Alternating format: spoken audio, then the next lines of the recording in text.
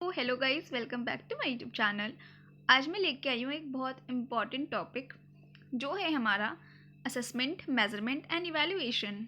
तो let's get started. सो हम इसमें लेंगे एक असेसमेंट का ओवरव्यू कि असेसमेंट क्या होता है और एक छोटा सा उसका ओवरव्यू लेते हैं। फिर हम इसमें पढ़ेंगे इवैल्यूएशन क्या होते हैं, मेजरमेंट क्या होते हैं, डायग्नोस टीचिंग क्या होती है, रेमेडियल टीचिंग क्या होती है। तो हम आगे इन चीज़ों को देखते हैं। पहले हम देखते हैं असेसमेंट। तो असेसमेंट हम सब डीएलएड कर रहे हैं या बीएड कर रहे हैं, हमें पता है कि असेसमेंट क्या होता है। सो एक प्रोसेस होता है, is a process of collecting, reviewing and using data for the purpose of improvement in learning process. So assessment एक प्रोसेस है जिसमें हम डाटा को कलेक्ट करते हैं, रिव्यू करते हैं और उस डाटा को यूज़ करते हैं ताकि हम ये देख पाएँ कि बच्चे की जो लर्निंग है वो कितनी इम्प्रूव हो पाई है या नहीं हो पाई है, या उसको कहाँ पे प्रॉब्लम आ रही है। हम डायग्नोस करते हैं, फिर उसके बाद हम रेमेडियल टीचिंग देते हैं। सो अब इसी में एक टर्म आते हैं क्लासरूम असेसमेंट।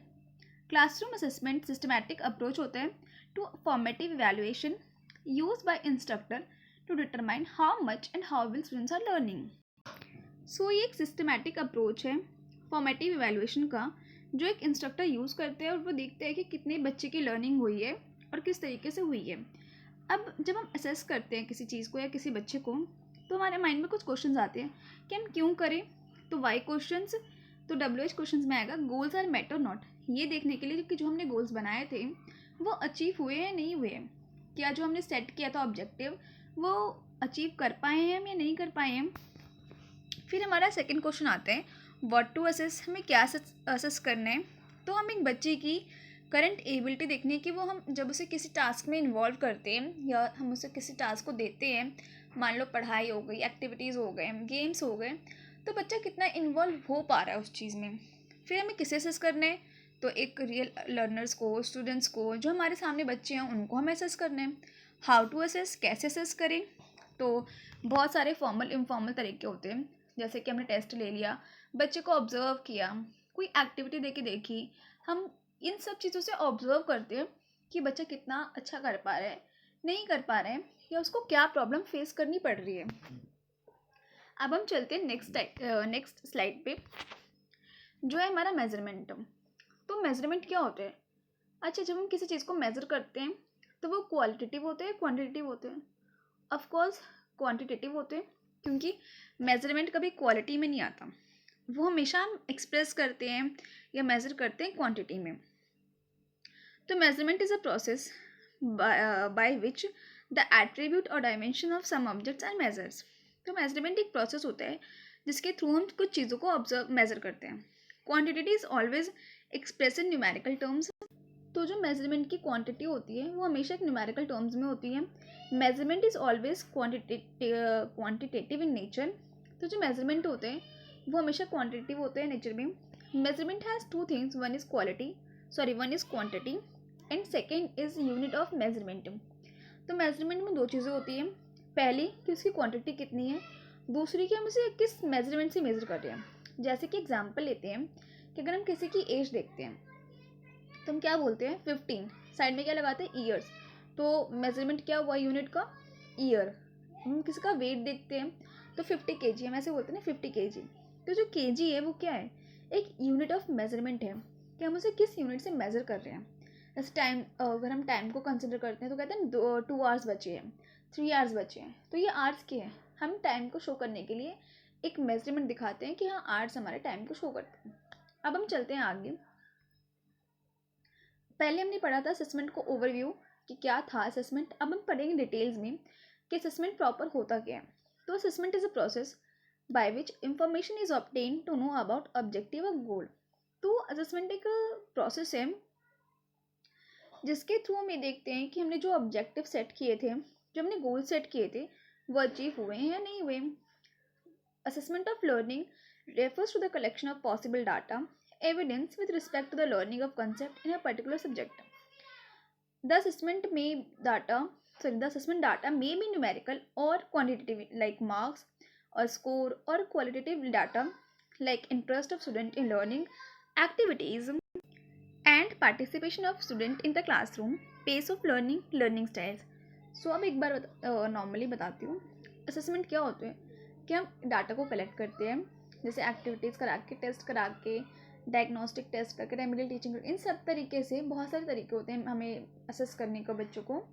तो उन चीज़ों के थ्रू हम डाटा कलेक्ट करते हैं, हम देखते हैं, ऑब्जर्व करते हैं, एनालाइज करते हैं कि बच्चे को कहाँ पे प्रॉब्लम आ रही है।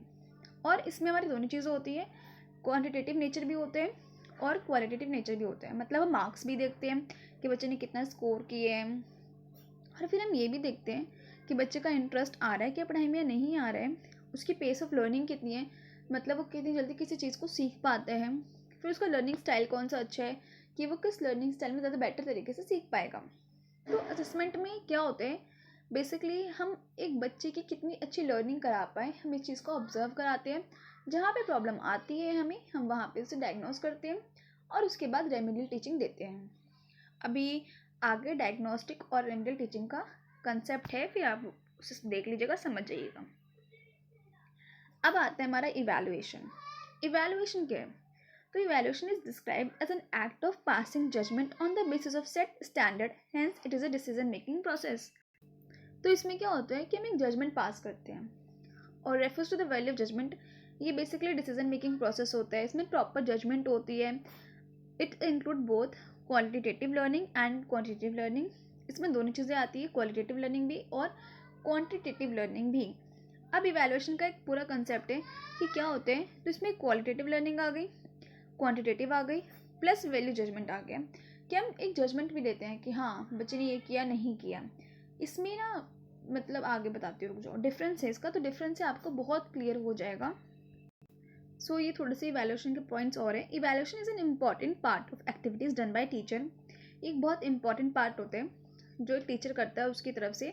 It is not only measure the education achievement of the students but help in the growth of them.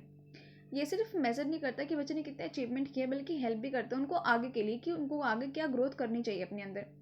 Determine the objectives achieve और नॉट, और ये डिटरमाइन करते हैं कि आपने जो ऑब्जेक्टिव्स सेट किए थे वो अचीव हुए या नहीं हुए।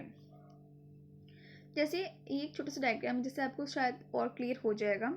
इवैल्यूएशन एक बहुत ब्रॉड टर्म है जिसके अंदर आता है मेजरमेंट, टेस्ट, टीचिंग, और इसमें एक और चीज़ आएगा, इसी के अंदर आते हैं हमारा असेसमेंट भी। अब आते हैं मेन कंसेप्ट पे, डिफरेंस क्या है असेसमेंट का और इवैल्यूएशन का। सो असेसमेंट क्या करते हैं, एक फीडबैक प्रोवाइड करते हैं कि हाँ आपने जो परफॉर्मेंस किया था उस पर क्या फीडबैक आया है, और आप किस एरिया ऑफ डेवलपमेंट में अच्छे हो, किस एरिया डेवलपमेंट में पीछे हो।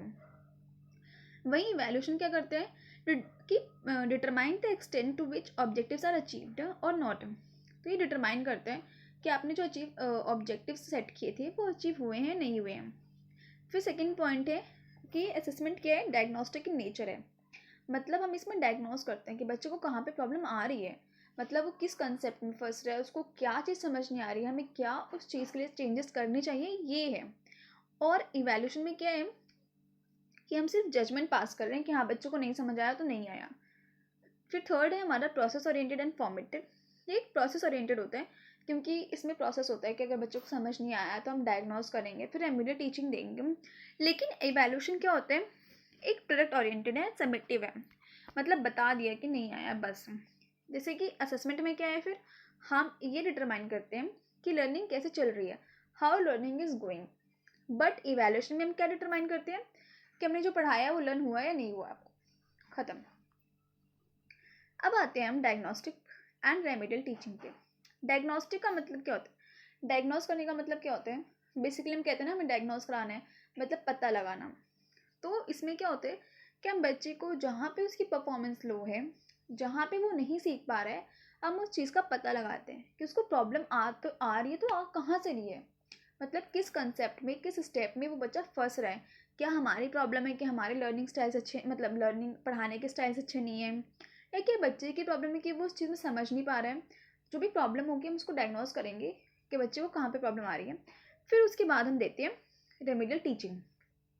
रेमेडियल टीचिंग होता है is identify problems of learners and providing them with necessary help and guidance. तो रेमेडियल टीचिंग में हम क्या करते हैं, हमने उसकी प्रॉब्लम्स को देख लिया कि हाँ ये प्रॉब्लम आ रही है, ये प्रॉब्लम आ रही है, अब उस पर हमें क्या स्टेप देना चाहिए, हमें क्या करना चाहिए कि वो बच्चे की प्रॉब्लम सॉल्व हो जाए, हम ये देखते हैं।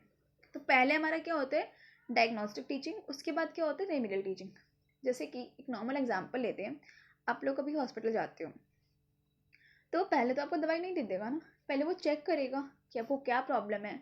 खांसी है, कहाँ तो गले में दर्द है, वो फीवर है, तो ये सब प्रॉब्लम आपको पहले देखेगा डॉक्टर कि हाँ आपको कहाँ पे प्रॉब्लम आ रही है, किस जगह पे आ रही है। तो उसे हम कहते हैं डायग्नोस करना। डायग्नोस्टिक मतलब आप देख रहे हो कि प्रॉब्लम कहाँ पे।